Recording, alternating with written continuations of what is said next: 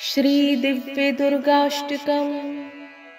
दुर्गे परेशि शुभदेशि परात्परेशि, वन्दे महेशदयिते करुणार्णवेशि। स्तुत्ये स्वधे सकलतापहरे सुरेशि, कृष्णस्तुते कुरु कृपां ललितेऽखिलेशि।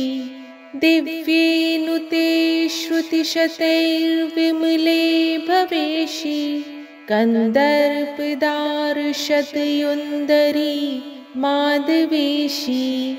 मेधे गिरीशतनये नियते शिवेशि, कृष्णस्तुते कुरु कृपां ललितेऽखिलेशि।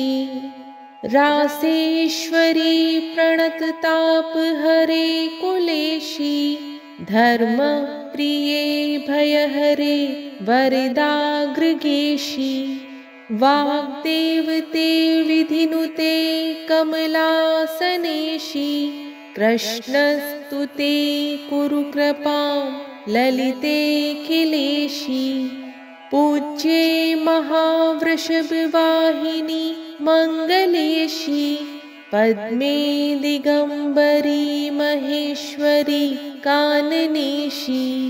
रम्ये धरे सकलदेवनुते गयेशि, कृष्णस्तुते कुरु कृपा ललितेऽखिलेशि। श्रद्धे सुरासुरनुते सकले जलेशि, गङ्गे गिरीशदयिते गणनायकेशि। दक्षे श्मशाननिलये सुरनायकेशि, कृष्णस्तुते कुरु कृपां ललितेऽखिलेशि। तारे कृपार्द्रनयने मधुकैटभेशि, विद्येश्वरेश्वरीयमे निखिलाक्षरेशि।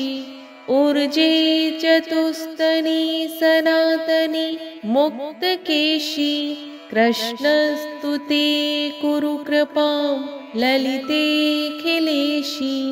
मोक्षे स्थिरे त्रिपुरसुन्दरि पाटलेशि, माहेश्वरी त्रिनयने प्रबले मखेशि।